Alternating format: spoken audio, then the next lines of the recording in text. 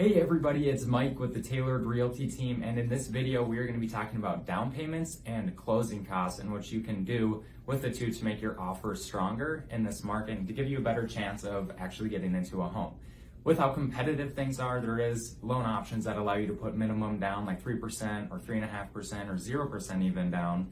Although when you're putting in offers, sellers and listing agents are looking for the properties that have higher down payments. And so if you are able to bring more money to the table for your down payment, if you can put a higher amount down, that will definitely help you out.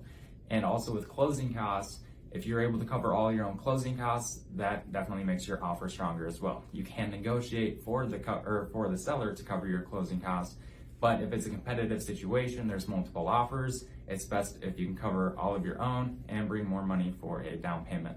I hope this helps. If you have any other questions real estate related, feel free to reach out. And again, it's Mike with the Tailored Realty team.